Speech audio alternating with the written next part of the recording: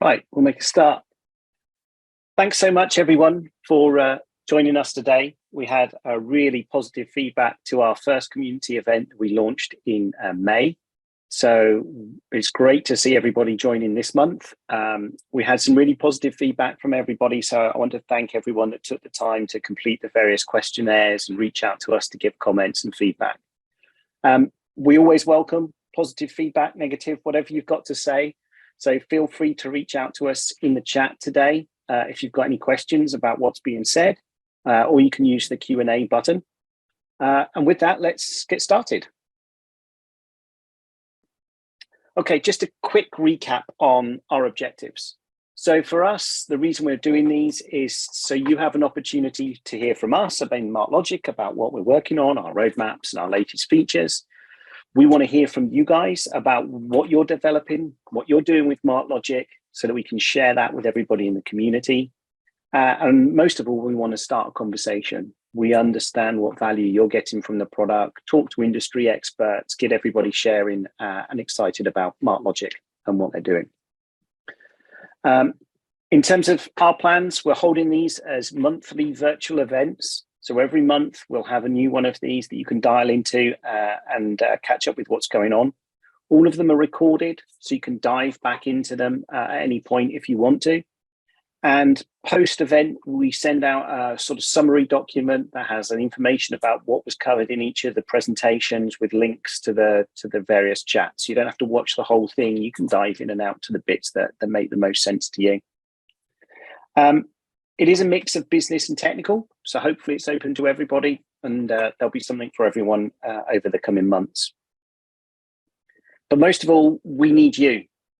This works best when we've got input coming from all of you out there. So if you're a customer and you want to share a story about what you're doing with MarkLogic, hear about other people out there and what they're doing, and have a discussion about where you're heading, we would love to get you on the community. The same with partners and presenters. Just come along, give us an idea of what you want to talk about, and we'll happily arrange it. Last month, we had a sort of bumper edition, a bonus edition of the community event. We had lots of people talking, customers. We had an interview with Helen Lipple around taxonomies. We had some partners. We talked about our roadmap. So if any of you didn't get a chance to come to the last one and would like a recap, go to the smart link above and we have all the information there for you to go back and delve into anything that you want to. So what are we covering today? Well, we're very pleased to have Silvia and Balvinda join us from Datavid. They're going to present Datavid Rover, which is a whole series of UIs and APIs built on top of MarkLogic, which will help rapidly power your ability to ingest, orchestrate, and develop applications on MarkLogic. And then we'll follow up with a session from Mitch, who is our own product manager in charge of the developer experience here at MarkLogic. And he's going to give a demo of our new Spark connector and our integration with VS Code. So with that, I would like to hand over to Silvia and Balvinda. Thank you, James. Thank you for giving us the opportunity to present. I'll hand over to Silvia. She's going to go through Datavid Rover and what we have been doing there. Thank you. Okay. Hello, everyone, and welcome. Like Balvinda said, thank you for the opportunity of allowing us to showcase our work based on MarkLogic and not only. But before getting into the details of our work, let me introduce myself and Datavid. I am Silvia Chirila, one of the Datavid co-founder. Officially, I am doing technical leadership at any level it may require, but at heart, I am and will remain a developer with around 10 years of experience using MarkLogic. About Datavid, as the name says, we are avid, eager to tackle any data-related business problems. So what does Datavid regularly do? We provide expert consulting services to deliver data projects. We work with proven technologies, for example, MarkLogic, Apache NiFi, Snowflake, and so on.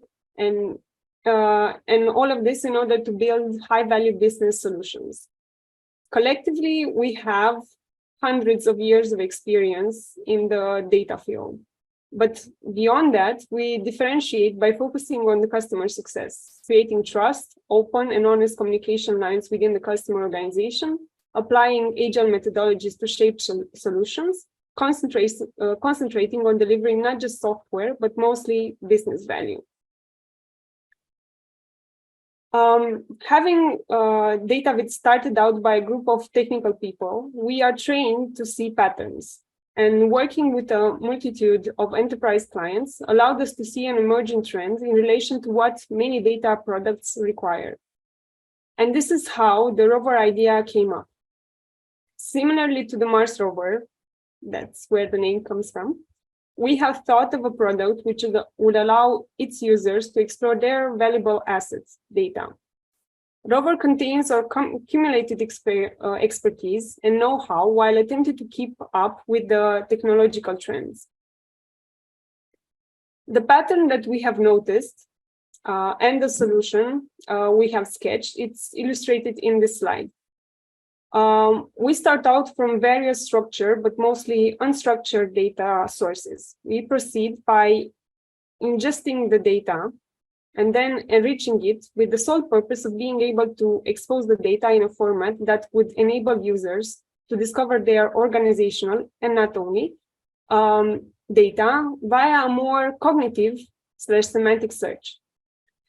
So here we say that Datavid Rover simplifies ingestion, mining, discovery, resulting in a faster delivery while allowing for full personalization. We say that it simplifies, it doesn't solve, because we understand that one size doesn't fit it all. The data is specific to each organization. The ontology or any semantic resource that may describe the organization and the business is again very specific. The direction of the discovery needs to be adjusted to the customer needs. And moreover than that, there's the visual part, which always has to be specific to the organization.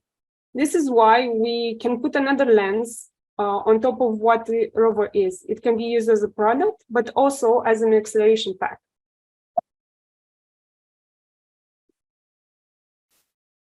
In this slide, I'm going to go a bit technical. I will be pivoting a lot between business and technical. So like in the previous slide, we have various data sources.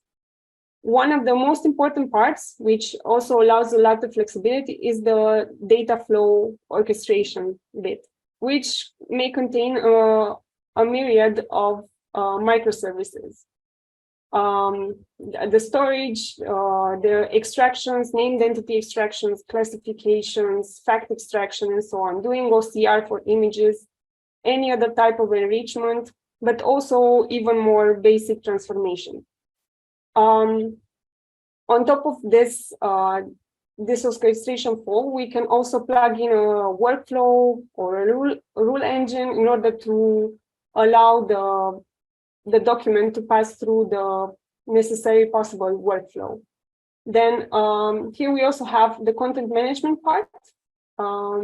Currently, we are working on doing an integration with Fonto Editor. Our aim in this area is to actually achieve a smart content authoring.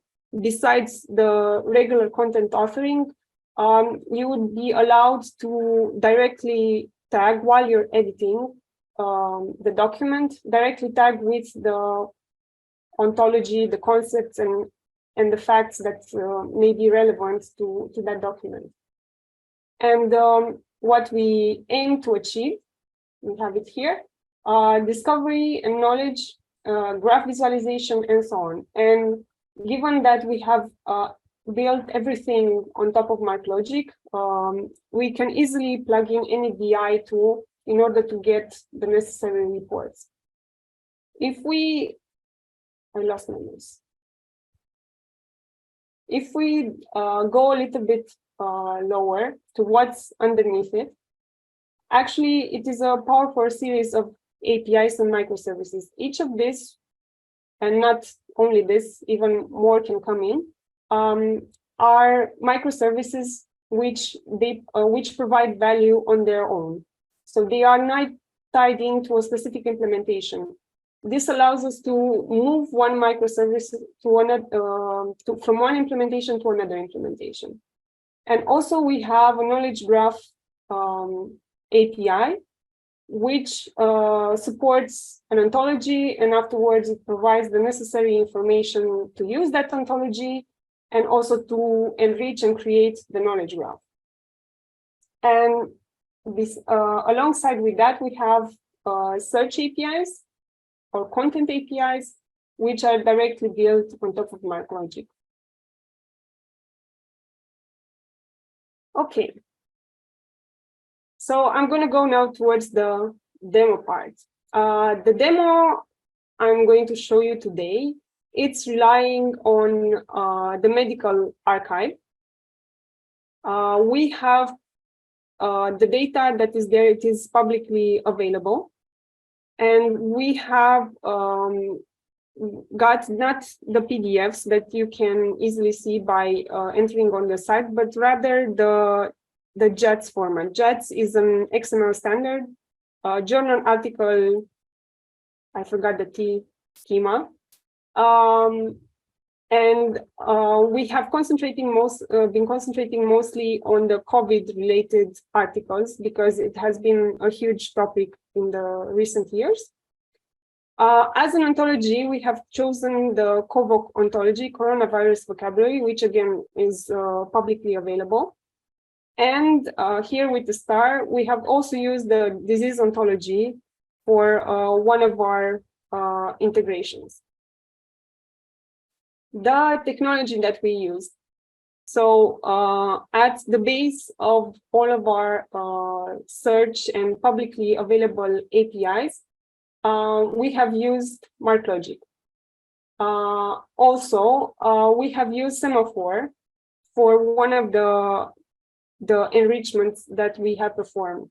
In Semaphore, we have transformed the two ontologies that we have here, transformed into a format. Actually, they were transformed to a taxonomy, such that they could be used, and afterwards we could use the classify API that is available. Okay, other technology that we use, Angular, Node.js for the UI, Python for a lot of the operations that are happening in the background. And the outcome. Our main goal with Datavid Rover is to make the content more accessible by exploring, by allowing discoveries, by creating insights, and so on, by making an easy to navigate knowledge graph and so on. But one of the most important things that I'm going to talk about also while demoing is the content featuring semantics, because in MarkLogic, you have both the ability to search for content while also exploring all of the semantic part. So you can combine queries using triples and also using the textual part that it's in the documents. Okay, now I'm just going to find the right button. Okay. So I hereby introduce you to our Rover application. First, I'm just going to go through the big functionalities, and afterwards, I'm just going to go into more details to all of the things that may appear here. Okay, so first we have the search part, which still remains an important component of the application. The search part, we have all sorts of facets. Currently, we have not configured a lot of them. And then we have a series of graphics and dashboards, which allow you to get more insights or help you fine-tune the query that you may introduce here. And then we have a content page. which provides you snippets. You can go ahead and just keep on scrolling in terms of doing page-by-page navigation, sorting, a little bit of statistics here. And here we have an Explore, which is actually a work in progress. But the aim for this is to actually allow the user to do a lot more semantic exploration. Here we have more of a random article and all of the concepts that are being connected to it, and also how the concepts relate to each other. But in the final version, we hope that we will be able to connect the concepts and actually provide all of the information that there may be about that concept in the ontology. So, for example, that document was about China, and here you can actually see as a concept, as a class, you can see all of the information for it. Some of them have even more specific definitions. But again, I'm not going to concentrate on this a lot because it's a work in progress. Because we spoke about the uploads, we also have an upload functionality here.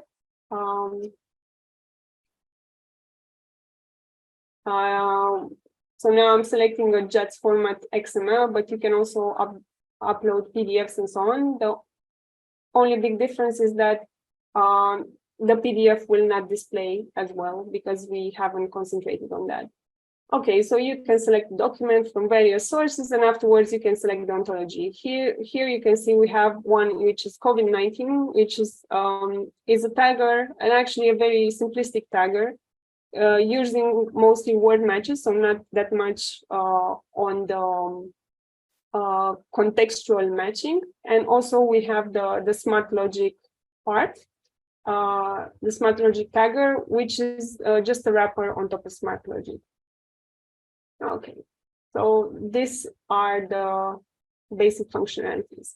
Now, if I am to start diving into what we have, I'm not sure if you have seen this foam tree type of diagram, but we thought it to be a good way of exploring the semantics and also the depths and the hierarchy of the ontology that we have behind. This is based solely on the cohort one, so you won't see too much of the disease in terms of the ontology. So what we have done here was to find the most frequent semantic mentions of these classes, of these concepts. And once, so this would be like the top level. The different area, the different sizes of these boxes tell us a lot about the frequency that they appear. So if I click on one of the concepts, what it will do, it will go into the ontology hierarchy and try to find me anything that it is at the next level, and still it is found in the documents. I'm going to choose simple one, and then I can dive even deeper. And when I'm reaching at the last level, I can, by double clicking, I'm just going to go and add this to the query.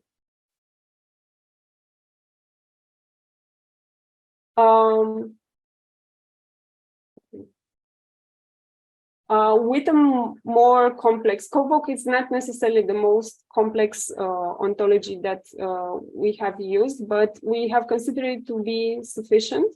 And also it is quite generic. It doesn't, it is not based a lot on very specific, domain-specific predicates or classes and so on. Okay, so by using this, it will allow you to go deeper and deeper into the ontology And also you can, it exposes the structure that it is underneath it. I'm just going to click this one and add it here.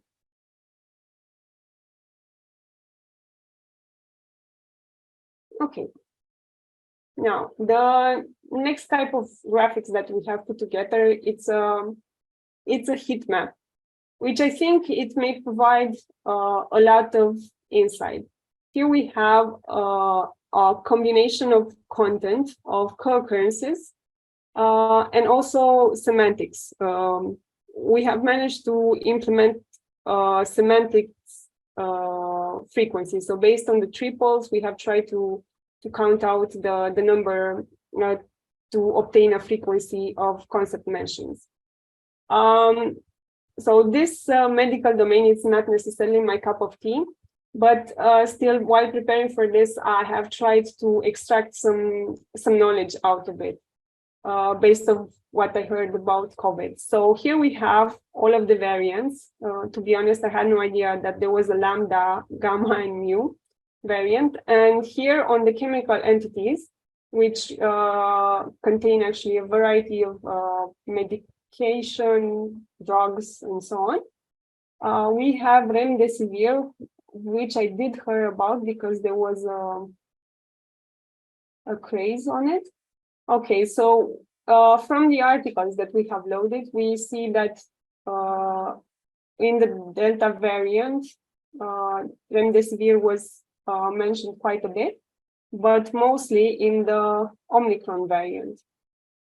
Vitamin C, which I think it was mentioned quite a bit in the advice that was given to people, what to do in order to prevent it. There's not much scientific interest on that matter. Okay, another interesting one.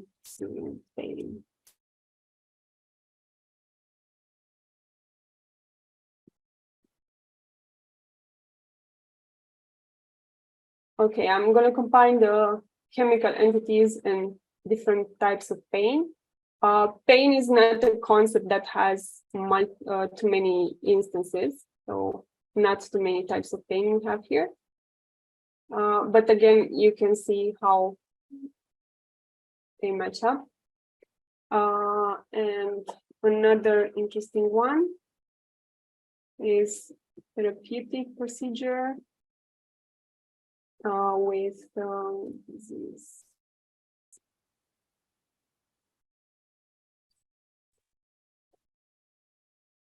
Okay, so this one, it's an obvious one why it has become so rare. So chronic obstructive pulmonary disease, it has a good match with mechanical ventilation, which has been used more than we would have wanted during the pandemic. Okay, so this kind of heat map, by combining things, I have prepared for the right combinations. So I know which are the ones which may provide you sufficient insight. But if I were to be a scientist, a researcher, or even a doctor, I would know probably better how to extract insights from this. Okay, next one, we have two more charts which are simplistic, but even as they are, they can provide some insights here. This is actually following the timeline. We have loaded in bulk the data. We had some data right at the beginning, over 2 months ago, and most recently we have loaded actually more data. So this one will still be interesting to see when you have a system that continuously ingests data as soon as it appears, not bulk like we have done it here. Okay, on this author's chart, I was quite impressed that the articles, actually, I forgot to mention, this article span over the period of 1 year, 1.5 years. I was quite impressed that there are authors which managed to publish 35 or maybe even more articles per year. So this could be quite insightful. But on this one, not only we show here the possible facets, we don't just plot the facets, but we can also plot the various concepts that we have. There are various types of proteins that I don't know, but I know that it has caught my eye, the spike protein, which was quite important in the coronavirus battle. And here you can click it and actually use it to amend your search.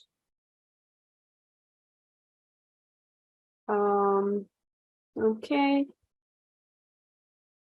I'm going back to the variants.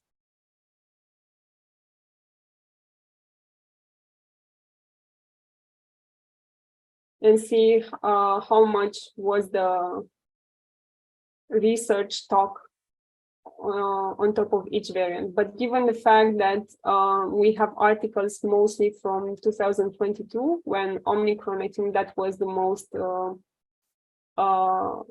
often variant that was encountered. This is why I believe we have so many of these. Okay, so now I'm just going to select the alpha variant, remove the spike protein. I'm going to switch for the content. I'm going to add what I know that it has been a comorbidity. So we have a support for the search, which actually give you the contextual information. So as you can see, we have different type of classification. We have glucose metabolism disease, which obviously comes from the disease ontology, or just disease, which is coming from the more simplistic COVOC ontology. So I'm just going to select this one. And I will be selecting one of the articles such that we could fully see it and maybe read it. Okay, so on this content page, we, like I said at the beginning, we have used JET format as an XML, and we have applied the style sheet on top of it in order to make it prettier to look at. And during the tagging part, we have tried to do inline tagging of all of the concepts that were extracted. So you can actually see them. Like I was saying, this particular document has been tagged using the more simplistic approach without contextual part. And this one has allowed us to do inline tagging. I'm going to go back and I'll select one that was tagged using Semaphore. So this one, we also have extracted concepts. Unfortunately, the information that we got back didn't allow us to do inline tagging. However, we have noticed that the contextual part, it is far more richer and a bit more up to point rather than our simple tagging. And also we have seen that we get data even grouped by a higher level concept. So let me give you an example. So diabetes, I don't know how to pronounce this. It is a disease, but like I've shown you earlier, it is also, if I can see it here, it is also a more specific type of disease. So you can get all of this kind of information. You get a lot of more context. The only downside is that when you are viewing the content, you don't get all of the data in line. Now back to my original document. So besides browsing the content, we have tried to create to actually provide options for similar documents. As you can see, we have two lists here, even styled differently. On the left-hand side, we have a list of suggestions based more on the content, while on the right-hand side, we have a list of suggestions based on the semantic content. So how does this one work?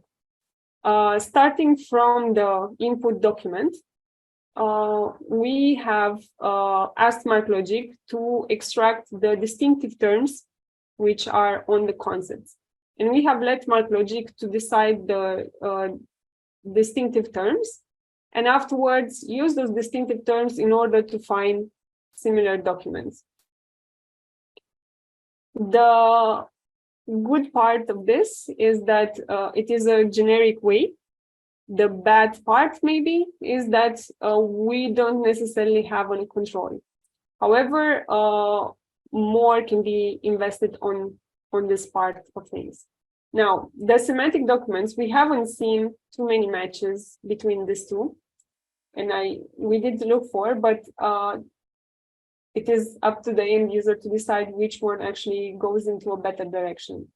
The semantic documents, the similarity here, it's based more on the concepts used and also on the broader concept, narrower concept, or broader synonyms, narrower synonyms, or exact matches. And it's we have created a custom scoring mechanism which gives a specific percentage in the score for if it matches directly using a narrow synonym or a broader synonym. And these are the options that we're given here. And obviously, this allows you to navigate further by just clicking on the view button. Okay. And another option to visualize data and actually allow you to explore. This kind of graph has a lot of success in order in the lines of people who like visual displays. However, it is an extremely tricky job in order to make it actually useful, and even a trickier job to make it rather generic. So here in order to build these connections between classes of concepts, parent document and under documents, we have used a similar approach by relying a lot on the MarkLogic distinctive terms functionality. Okay, so I can, not the best snippet here, but I can go and navigate to this new document, or I can click here and actually see what are the concepts which are in common between the current document and this new document that it is suggesting. Okay. So just to let you know, Silvia, we've got about another minute, 2 minutes. I was just about to wrap up. Wonderful, thank you. Okay, so this was about the demo. Now, how you can start using Rover. If you are to use what you have seen so far, I'm referring now more to the code base. There are 3 simple steps that would allow you to get your data in and start looking at it and getting some trial insights, let's say. So you have to choose an ontology. Ontologies are quite powerful because we wouldn't go directly in trying to extract concepts which are generic like the general NLP models do. Register the new tagger into Rover, like I showed you the one COVID-19 and Semaphore, and then just start loading your data. So these are 3 simple steps. However, I believe that this will not help you to get a final end product. So more is needed. So in order to expand and customize, you may need more than one extraction service. You may need some transformation just applying an XSLT. You may want to plug in some of the classification models that are available on Hugging Faces, for example, and a lot of other things that you may want to add in order to enhance the data that you have. Then implement a more context-aware content and semantic queries. All of the queries that I have shown you that have powered that UI, they are completely agnostic of anything. They don't have any idea about the structure of the data, no idea about the ontology, and so on. So obviously, when creating a final product, you will have to plug in a lot of more context into the queries. And while doing the tagging and extraction of concepts and so on, you can feed your newly built knowledge graph to an LLM to make use of the most recent technology. And that's it for me. Thank you.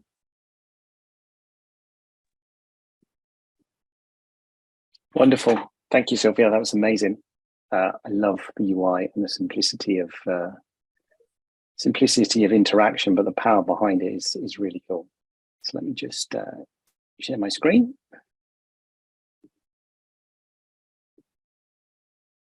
Wonderful. With that, what I would like to do is hand over to Mitch. Mitch, you can introduce yourself, but yeah, Mitch is going to talk us about our Spark connectors and more. So Mitch, over to you. Fantastic. Thanks, James. I'm going to go ahead and share my screen and we'll jump into a presentation. Hi, my name is Mitch Shepard. I'm the product manager for the developer experience team here at MarkLogic. And as the team name kind of suggests, we're focused on improving or making it easier for people to code or develop their MarkLogic code, as well as, focused on integrations. How can we how can we make it easier for customers to integrate with MarkLogic? How can they better get their data in and out of the data platform? So as previously announced in the agenda, I'm covering a couple of topics. The first one is going to be MLXPRS. It's a Visual Studio Code extension for MarkLogic. I will talk a little bit about our MarkLogic Spark connector that we recently released, and then I'll do a short demo highlighting kind of the end-to-end use case of a data analyst, data scientist who wants to get their data in and out of MarkLogic using Spark and into Python Jupyter Notebook. So with that, I'm going to jump straight into MLXPRS. As I mentioned, it's a VS Code extension for MarkLogic. You can find it on the Visual Studio Marketplace or download it directly from Visual Studio Code. It is built to help engineers develop, run, and debug their MarkLogic code. Without this tool, a developer might find themselves developing in an IDE and then copying their code over to MarkLogic's query console, running it, seeing if it works or not, having to go back to their IDE. MLXPRS makes that experience much more simple. Users are able to develop, run, and debug their code all within one unified IDE. So that's really exciting stuff. Some of you might have heard of MLXPRS in the past. It was previously a community project, but more recently we have brought it into the MarkLogic wheelhouse and now supporting it through engineering. As part of that effort, we've been working to make it so you can now evaluate JavaScript, XQuery, SQL Sparkle, and Optic queries. And as far as debugging goes, you can debug both JavaScript and XQuery, whether it's in a current module or a remote request.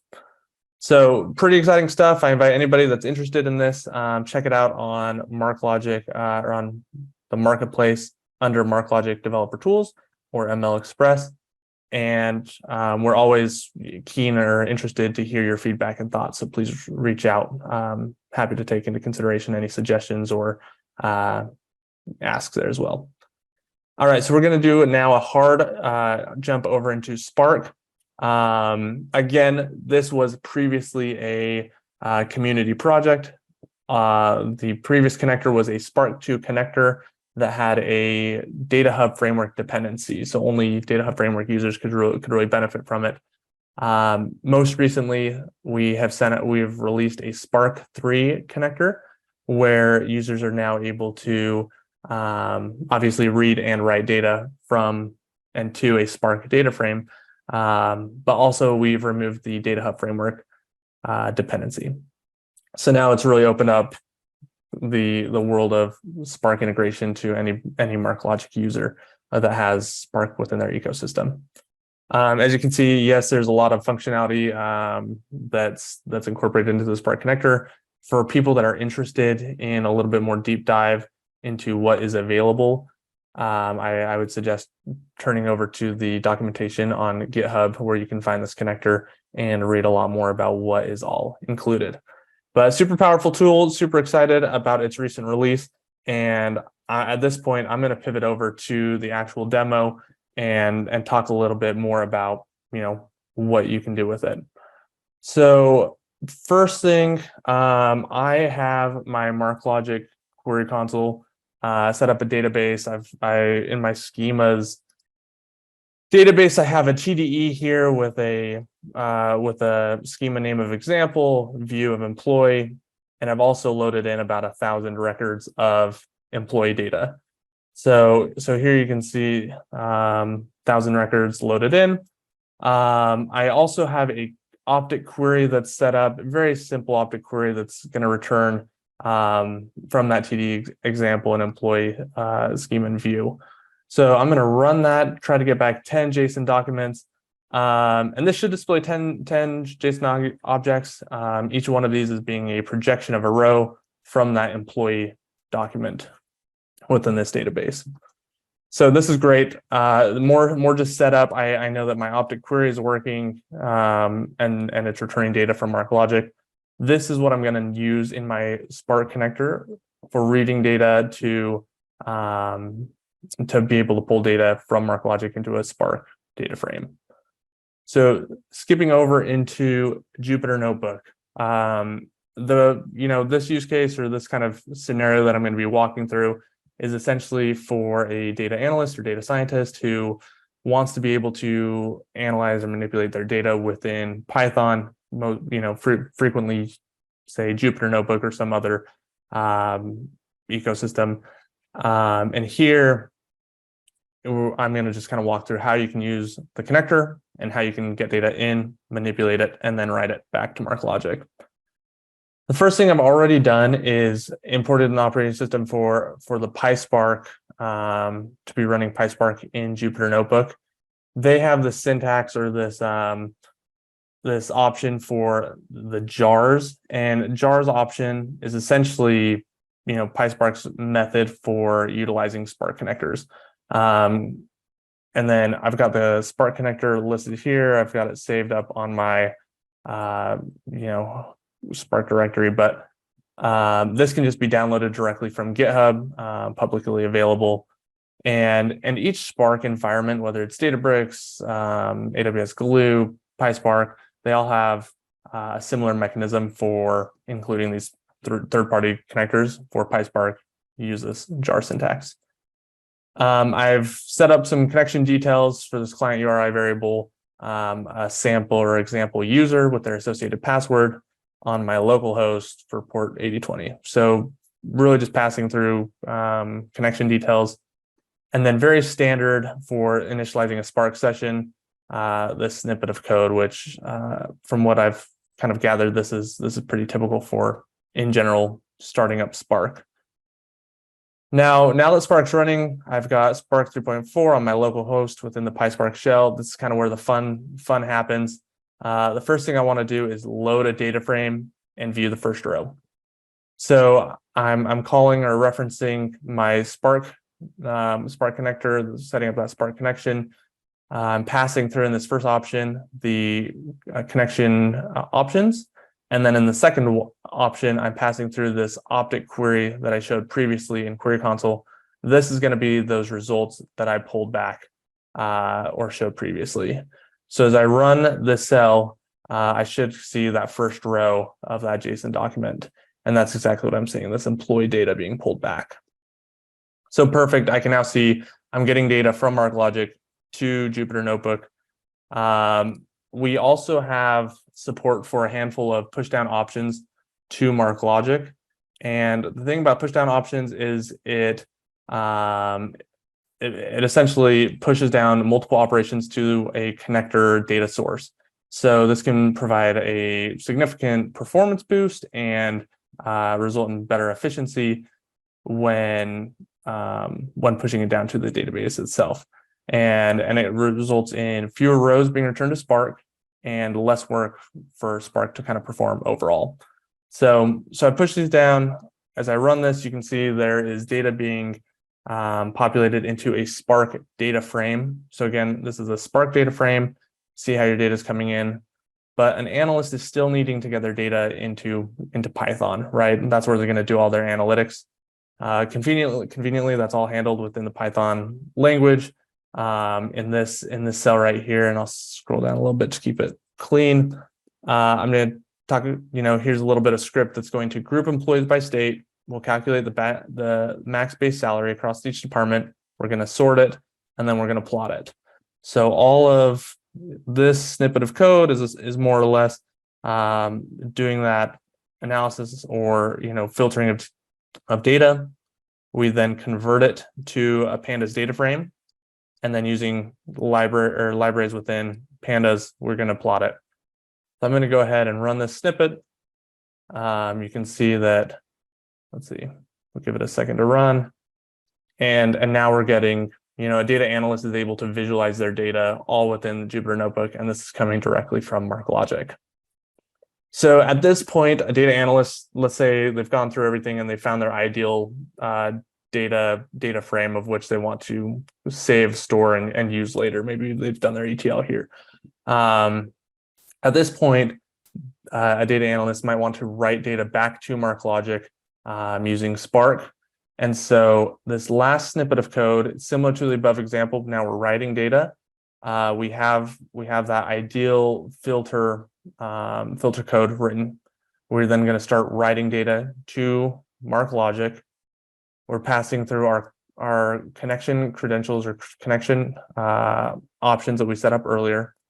And now here's kind of like the how we're going to assign it. We can add a option for permissions, give these records specific permissions. We can write them to a specific collection. So I'm going to write them to the state-based salaries and also call them by a specific URI. And that's going to be the state-based salary and their respective state. So I'm going to run this last snippet and let's see, I've got to scroll up here a little bit. There we go. I run this last snippet. It'll print finished when writing is done. And we should be able to see, okay, so we've now written back to MarkLogic. I'm going to scroll over to my database again. Previously, we saw that there were 1,000 records in our database. As I explore it now, I would hope that there's more, and perfect.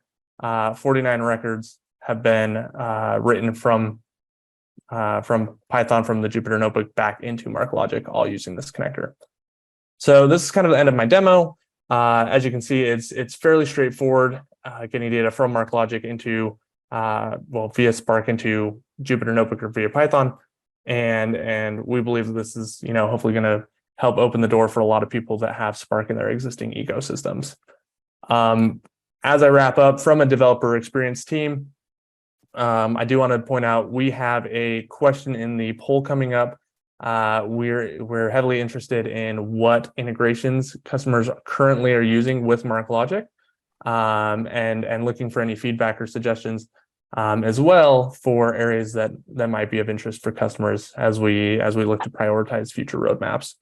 So appreciate all your time, and I will turn it over back to James. Wonderful. Thank you so much, Mitch. That was great. Let me just share my screen.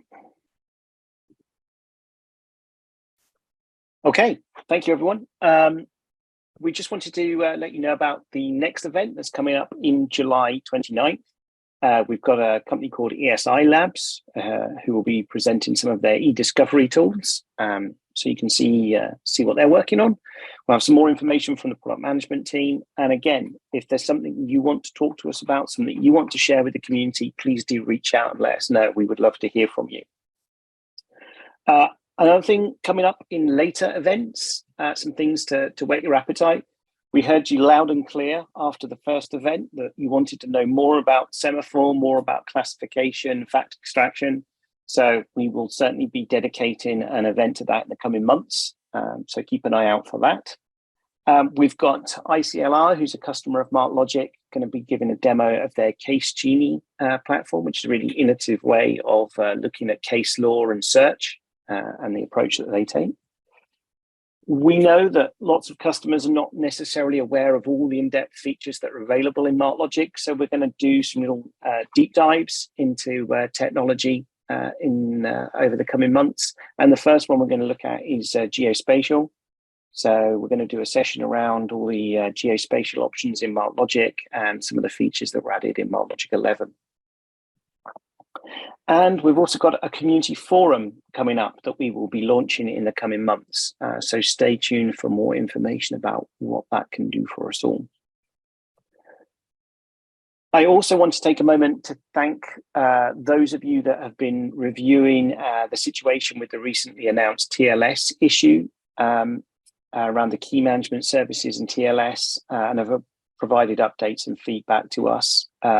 As you know, AWS Key KMS and Azure Key Vault stopped supporting their version of TLS that MarkLogic uses.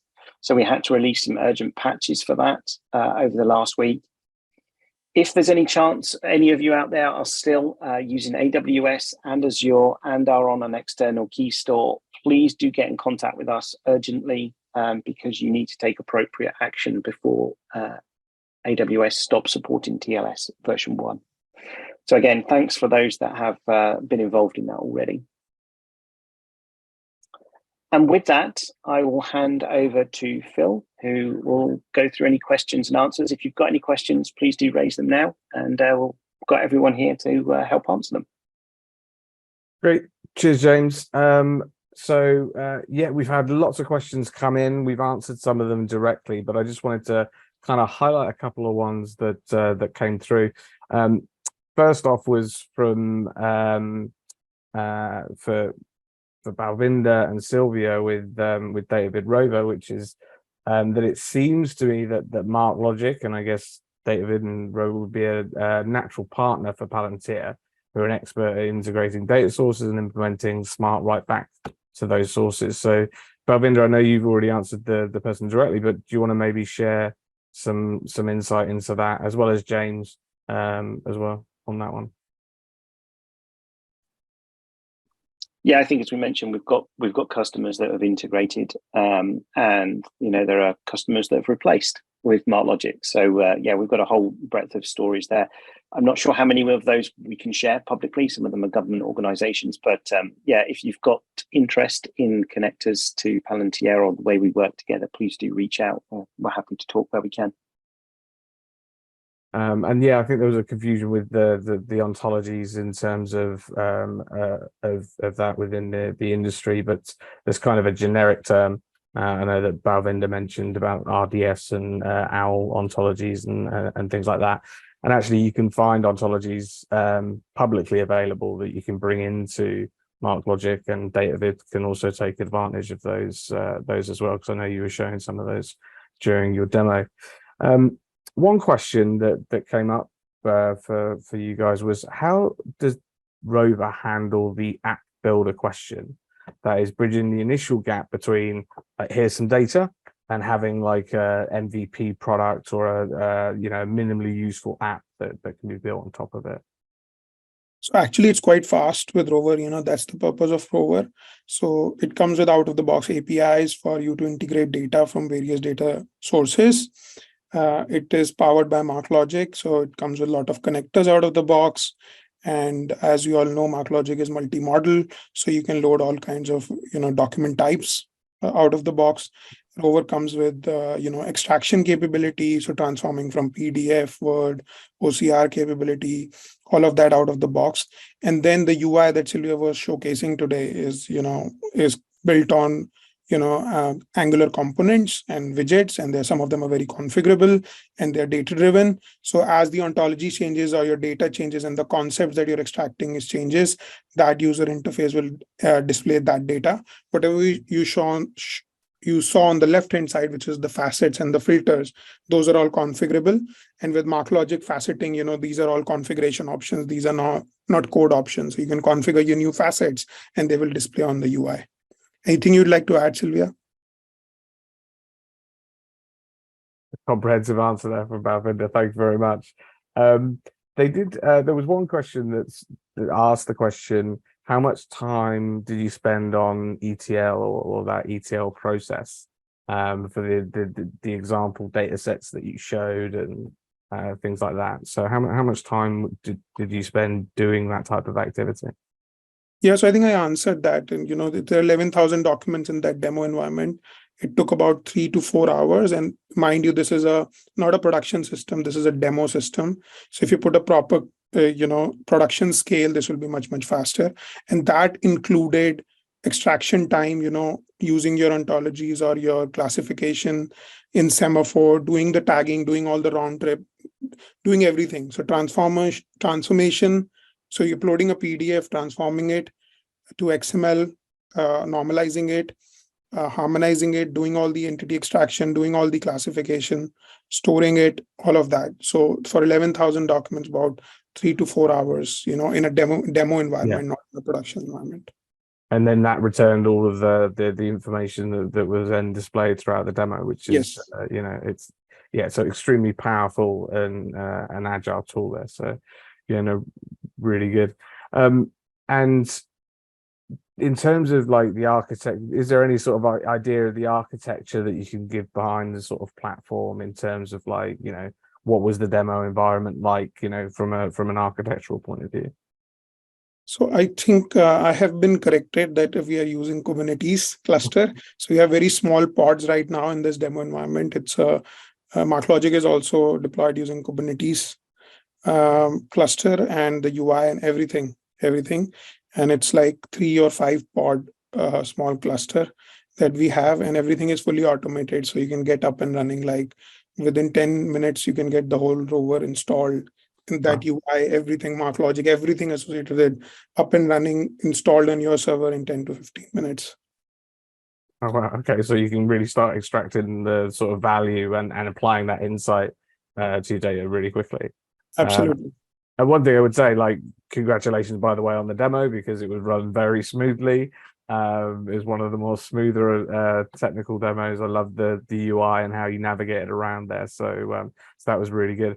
I just want to ask Mitch a question just before he leaves, because I just want to make sure that we get it on film. But we've had a number of questions about LLMs and ChatGTP and things like that in the chat. I know you guys are always looking at technologies and things like that to help the community. Is there anything you wanted to add to some of the responses there? Yeah, I was just going to say that they are some really exciting technologies, and not we're definitely aware of their presence and their excitement right now, right? At this time, we don't have any plans to incorporate them into the roadmap, but they're definitely part of our conversations. We're coming to the top of the hour. I'm conscious we've probably still got questions that we haven't covered, but we don't want to keep you too long. I just like to summarize by saying thank you very much to Balvinder, to Silvia, to Mitch for speaking at these sessions. I know that people find these things really useful, putting MarkLogic into context, as well as something that we can see in action.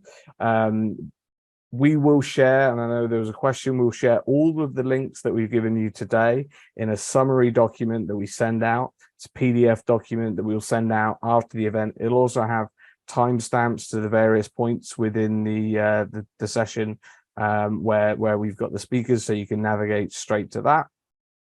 If there's anything we haven't covered, then we'll make sure that we follow up post-event. We'll connect you to the right people.